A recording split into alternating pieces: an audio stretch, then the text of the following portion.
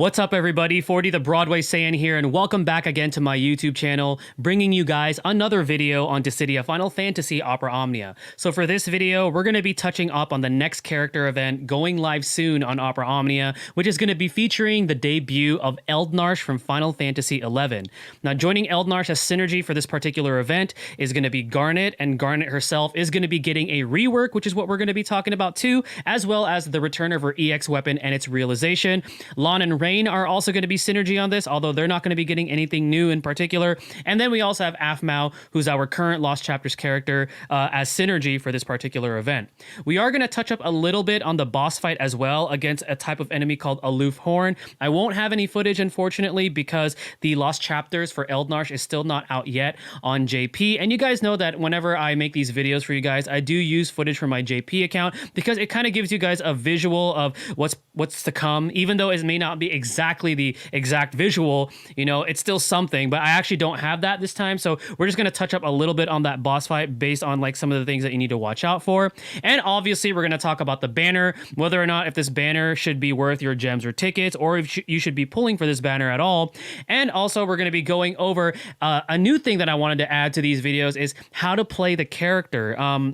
A lot of you guys have been mentioning in my previous videos, yo, Broadway, can you actually show us you playing this character? Because, you know, some of these characters aren't nearly as straightforward as some of the others. And I'm going to tell you right now, Eldnarche is definitely one of those characters. He's extremely powerful, but he is a little bit, you got to understand some mechanics, you know, in order to play him properly. So I'm going to do my best and give you guys a segment there as well.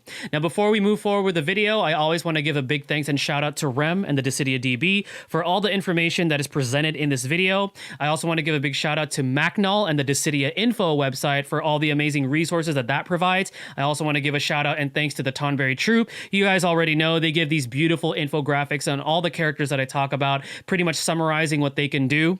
And also a big shout out to the Final Fantasy TCC podcast for giving us a weekly podcast for Global Opera Omnia, helping us to step up our game and things like that. All right, guys, without further ado, let's go ahead and talk about Eldnarche's debut and Garnet's rework. 消えちゃえ!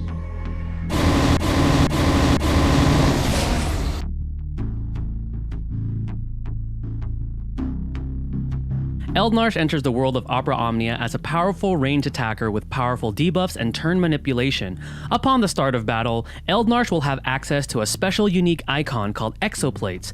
Exoplates changes the properties of his skill 1 and 2, lowers the amount of Brave and HP damage he takes, grants him debuff evasion, prevents him from getting KO'd leaving his HP at 1, and heals his HP when his HP is at 1%. It is dispelled when using his skill 1 or when it restores his HP when his HP hits 1%. Keep in mind that once Exoplates is dispelled, he will no longer have access to it nor ways to reapply it for the duration of the battle. Aside from Exoplates, he also has access to 1 unique buff and 2 unique debuffs. His unique buff, Age Wisdom, increases his own attack and max brave. His unique debuff, Warp, lowers enemies' defense and grants him an additional turn immediately after any enemy's turn afflicted with Warp. The granted turn does not increase the turn count.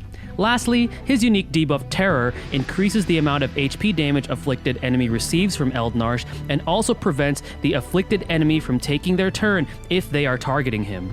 His C65 ability is called Debuff Turn Long Throw, which is a one-hit, non-elemental AoE Brave attack which allows him to extend the duration of inflicted debuffs by 2 turns for 4 turns and increases Eldnarche's attack by 4 turns. His most noteworthy passives are his C50 passive, which increases his attack and max brave after Exoplates is dispelled, his C54 passive, which increases his attack and max brave while buffed, his C58 passive, which increases his max brave and speed while buffed, and his C68 passive, which permanently raises his attack and max brave. Moving on to his skills. Eldnarche's skill 1 is called Phase Shift, which is a 4-hit, non-elemental range AoE Brave plus AoE HP attack with a 150% Brave overflow, 100% AoE HP damage, restores his HP, and dispels Exoplates. Phase Shift does not consume an ability usage and does not add to the turn count except for Friend or Summon. After Exoplates is dispelled, Phase Shift changes to Stellar Burst, which is a 5-hit, non-elemental range AoE Brave plus AoE HP attack with a 200% Brave Overflow, split HP damage, and inflicts speed down on all enemies for 6 turns. His skill 2, Uranos Cascade, which is a 4-hit, non-elemental range, single target Brave plus single target HP attack with a 120% Brave Overflow, 50% HP splash damage, inflicts attack down on all enemies for 6 turns, and grants him Age Wisdom for 8 turns. When Exoplates is dispelled, Uranos Cascade changes to Omega Javelin, which is a 5-hit, non-elemental range, single target Brave plus single target HP attack with a 180% Brave Overflow, 50% HP splash damage, inflicts defense down on all enemies for 6 turns, inflicts warp on all enemies for 2 turns, and grants him Age Wisdom for 8 turns. While Age Wisdom is active, he gains access to Brave Attack Plus, which is a 3-hit, non-elemental range Brave attack with a higher Brave potency, and access to HP Attack Plus, which is a 2-hit, non-elemental range single target Brave plus single target HP attack with a 120% Brave Overflow. Prior to its realization, his EX weapon equips him with the EX ability called Vortex, which is a 5-hit, non-elemental AoE range Brave plus AoE HP attack with increased Brave damage against a single target and 100% HP damage to all targets. When Exoplates is dispelled, Vortex changes to Vortex Plus, which is a 5-hit, non-elemental range AoE Brave plus AoE HP attack with a 120% Brave Overflow, increased HP damage to all targets, and inflicts terror on all targets for 2 turns. At full limit break, this EX ability has a slightly slow recast speed. Upon realizing his EX weapon, he gains access to the following upgrades. 0 out of 3 improves both versions of his EX ability with increased Brave potency and Brave Overflow. Furthermore, when Exoplates is dispelled and while his Age Wisdom is active, he will gain access to his Brave Attack Plus, which is a 4-hit, non-elemental range single target Brave attack with a higher Brave potency, and extends Age Wisdom by 1 turn, and access to his HP Attack Plus, which heals his Brave based on his max Brave, then delivers a 3-hit, non-elemental range single target Brave plus single target HP attack with a 120% Brave Overflow, and extends Age Wisdom by 1 turn. 1 out of 3 permanently raises his attack and max Brave. 2 out of 3 allows him to start the quest with Age Wisdom for 8 turns, and now, as soon as he dispels Exoplates, he immediately inflicts terror on all enemies for 2 turns. Finally, 3 out of 3 further improves both versions of his EX ability, now increasing the Brave hits to 8, increasing the Brave potency, and increasing the Brave Overflow. The E-type sphere unlocked from this EX weapon is called Debuff Success Raging Boost Up, which raises the equipped character's max Brave by 3% up to 5 times after inflicting a debuff. Recommended artifact passes for Eldnarche are 3 copies of Phantom of the Past Boost 2-star and either Attack plus 108 or Max Brave plus 330.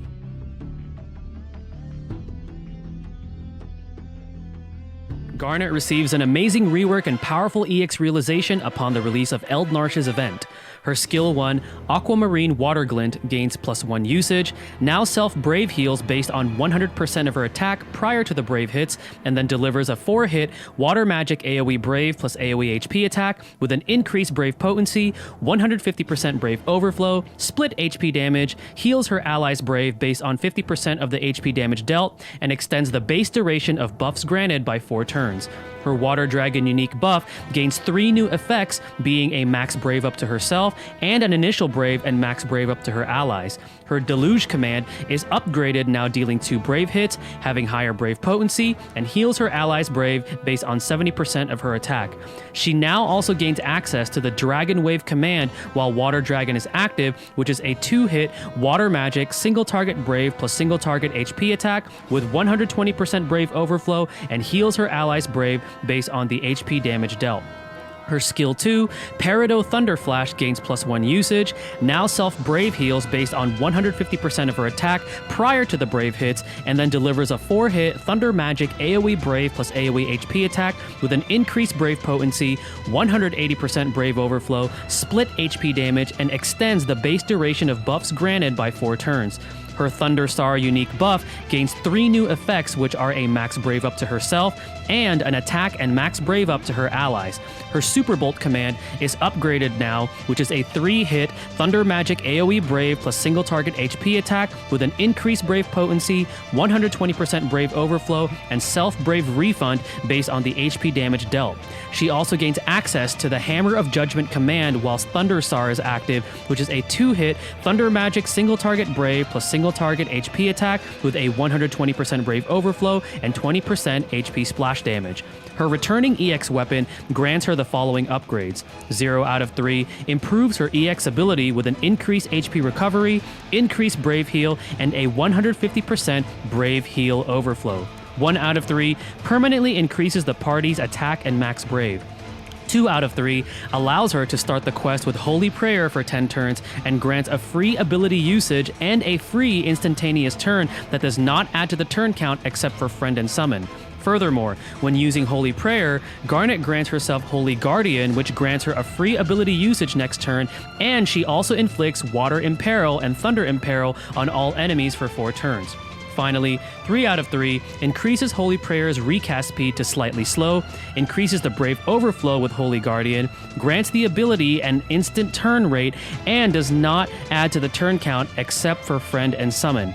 In addition, while HP is at least 50% of max, enemy attacks cannot reduce the party's HP below 1. The C-type sphere unlocked from this EX weapon is called HP Heal Attack Longer, which increases the equipped character's attack by 10% when recovering their own HP. Recommended artifact passes for Garnet post her rework and realization are 3 copies of Attack plus 108 and Max Brave plus 330.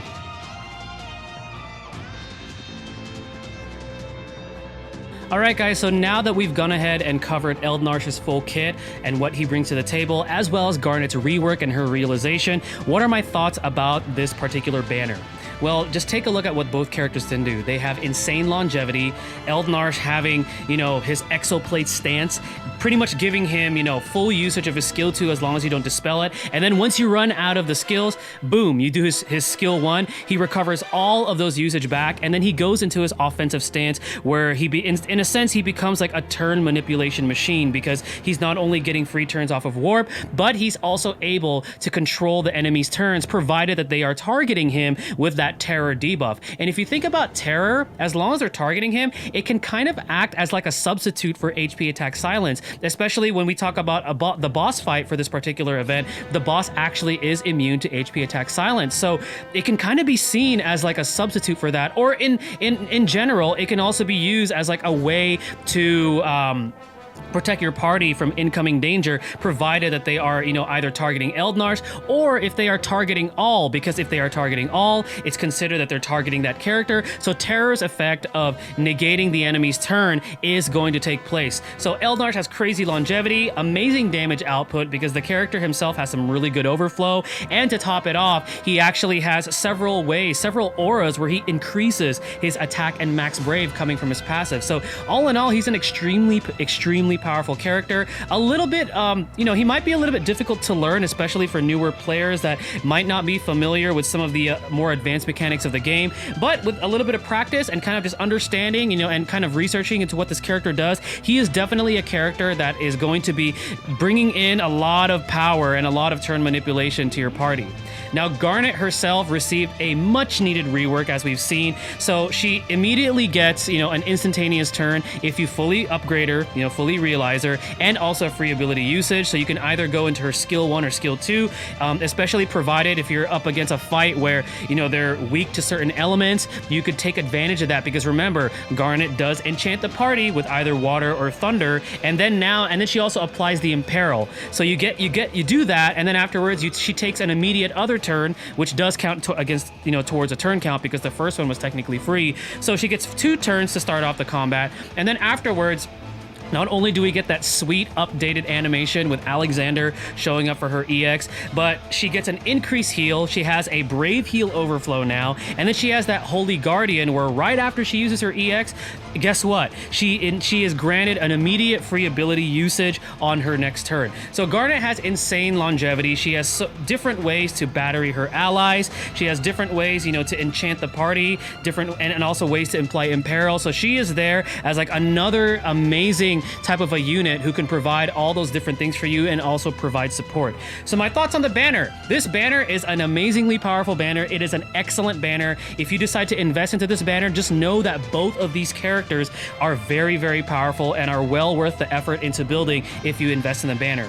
Now, one of the things that's hurting the banner just a little bit is Lon and Rain being on there, because Lon and Rain, you know, they're fairly good magic damage dealers, and you know they have their 100% AoE, and you know they have a chance to just automatically break, I believe, with their EX and things like that. But you know, they offer some pretty good damage, but I feel like they hold the banner because they're featured on it. But Garnet and Eldnarche has more than make up for it with what they offer with their kits and what they bring to the table. And I'll let you know right now that these characters are still currently being used for Lufenia. And I know a question that I get asked a lot is like, yo, 40, you started that whole budget Lufenia champion. Are these characters going to be good for Lufenia? And yes, they absolutely will be good for Lufenia. Now, one thing that I want to point out for Eldnarche, though, is his turn manipulation and all that good stuff. If you're going to be taking him later on in the future to Lufenia, you want to be able to time it properly to abuse that turn manipulation, because something about the Lufenia orb or that revenge orb is that it's not always going to be active in battle. So when it's not active in battle, then go to town with Eldnarche. Do whatever you can to keep abusing his turns and, you know, preventing the enemy's turns. But when that Lufenia orb pops up, that's where you want to be careful. But all in all, both characters are still amazing. Both characters are still currently being used for Lufenia content. So again, if you invest in this banner is awesome. Now, I'll touch up a little bit on the boss fight. Again, I apologize for not having actual footage of the fight or something similar to it, but you're going to be fighting against the Aloof Horn, which is, it's like that big, ugly beetle thing that's accompanied by its two ads. So this boss is resistant to holy and dark elements. It is also immune to the HP attack silence debuff. So sorry, Kefka, sorry, Arciela, but they're immune to that debuff of yours. And then the ads themselves are also weak to the earth element. And the one key thing you want to pay attention for is there's going to be these keywords that appear, and once that appears, they will follow up with an AoE Brave plus AoE HP attack on the entire party if they have target lock active on them. So what that means is if you bring a tank and you provoke them, if those keywords pop up, you're going to automatically take that damage. So be careful if you're going to be running a tank for this particular fight.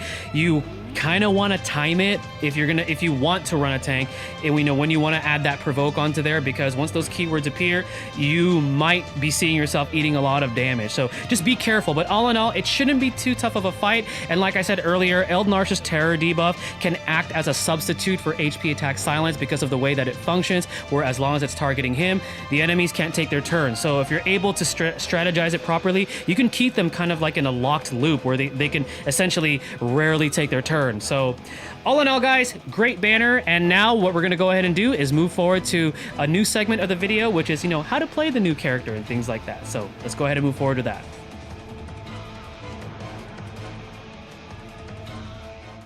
Alrighty guys, so welcome to a new segment of my videos where I kind of give you guys a rundown of how to play these characters, especially when they're a little bit more complex, which is the case with Eldnarche. So as you can see right here, if you're paying attention, Eldnarche, assuming that you're going to purple this character and like fully invest in them, starts off with this Age Wisdom framed buff for 8 turns, and which, you know, increases his attack and max brave. And then he has that exoplates icon, and think of exoplates as like a defensive stance, because what it does is as long as it's active on Eldnarche, he can be protected from debuffs. He's also going to be receiving less HP and brave damage, and to top it off, it protects him from getting KO'd. So anytime he is like almost KO'd, it's going to restore his HP, but at the same time it dispels exoplates. And also another way that you dispel exoplates is if you use his skill 1, which is phase shift. And then as we've talked about in the video, we know that when he uses his skill 1, he's gonna change the properties of his skill 1 and skill 2. Now, something that you want to note when you're playing Eldnarche is that his skill 2 actually does not influence Exoplate. So if we use a skill 2 right here, which is the Uranos Cascade, what this does is it applies an attack down on all enemies for 6 turns, which is pretty cool, but at the same time, it does not dispel Exoplate. So if you want to play him in his defensive stance, let's say if you're running a more aggressive type of a party with no debuff evasion and you want Eldnarche to kind of be protected, then generally what you would be doing is you want to go through your skill 2 first, because what happens too is that when you dispel Exoplates, Eldnarche is actually going to recover all of his ability uses for his skill 2 when it transforms. So if you want to keep him in his defensive stance, you know, it's entirely up to you depending on the situation, but usually you want to do that in the beginning because you don't want him to run out of steam, because if you're a little over aggressive with his free turns and things like that, he can run out of steam pretty quickly. Now, something that I do want to talk about is his C65 ability. So when I was talking about it on the video, what this does is he can extend his debuffs that he applies by 2 turns. But the way that this works is that you want to use this first, and I'm going to demonstrate as to why you want to use this. So when you use it, right? So we use it. Okay. So you're going to see that little 4 underneath him. It's kind of hard to see because Shiva is blocking it. But what that is that he has a 4-turn effect where whenever he uses one of his skills that or anything that applies a debuff from his end, he will automatically extend that for 2 turns. So now take a look at this. We're going to go ahead and use his phase shift. So we're going to dispel Exoplates. Okay. So we've dispelled Exoplates, and because we have that C65 effect, normally Terror, which is now automatically applied if you purple this character, is normally for 2 turns. But as you could see, it was extended to 4 turns. So now for 4 turns, as long as the enemy is continuously targeting Eldnarche, whenever their turn comes up, they can't take a turn. So the reason why this is so powerful is because it is a framed buff, you could see this as like a substitute for, like, let's say HP attack silence. So let's say a boss is like immune to HP attack silence. This is a great substitute for that, where they can't take their turn. I mean, provided, you know, they are targeting Eldnarche, but it's a really, really cool mechanic. And to top it off, they also receive more HP damage from Eldnarche as long as they have Terror up. So now we've applied Terror for 2 additional turns because of that. Now, if I go into his skill 2, which is now the Omega Javelin, we've now just lowered the enemy's defenses, and we've applied Warp for 4 turns. So take a look at this. So now that we have this set up, if this is like a single target boss fight, which it is, and there's going to be a lot of instances where single target boss fights can easily be manipulated by this strategy, all you really have to do is press HP attack plus. And remember, his HP attack plus is fairly good, and it also extends his active age wisdom by 1 turn. So you can effectively benefit from that attack and max brave increase for the duration of the battle if you apply the strategy. So we're just going to keep doing that. And just watch, every time the enemy turn comes up, they can't do anything because they're targeting him. Terror's effect kicks in. They can't take their turn. And then remember, because we have Warp active, Eldnarche immediately gets a turn, kind of like how Realm does with her sketch debuff. So he immediately gets another turn right after theirs, which is free. So you could see that you could play around so much with his kit, especially when it comes to manipulating turns, controlling damage, and all in all, just saving your party from danger. That's how powerful this character is. So we're just going to keep spamming HP attack plus because we still have 2 turns of Terror and 2 turns of Warp up. All right, so now we got the break, and we're about to get his EX ability up. So like scenarios where this setup could be very useful is, let's say there's a boss that has like a recast ability up, and you know this boss's recast ability is going to deal dealing some massive amounts of HP damage. This is a strategy that you can employ, which could potentially be very helpful. Now, if it is a multi-target boss fight, you might want to consider taking somebody like Arciela alongside Eldnarche, so then that way you could rotate between Terror and also his HP attacks, the HP attack silence that Arciela provides. But as you can see right there, this poor boss never got a turn. So this character is extremely powerful, but hopefully this gives you guys a little bit of insight on how this character works. Again, he's not very straightforward. You have to understand the mechanics of how he works, and hopefully I gave you guys a little bit of a good example of how, you know, his turn shenanigans works, his debuffs works, and how especially his C65 ability works, because it can get a little confusing when you read the description where it says 4 turns for 2 turns, but what it is it's a 4-turn effect on Eldnarche, where anytime he applies his debuffs, he's automatically extending those debuffs for 2 turns. All right, guys. Well, again, thank you again for watching to prepare you guys for the upcoming Eldnarche event on Global Opera Omnia. This is 40 the Broadway Saiyan. Stay tuned for my next video, and mahal, everyone.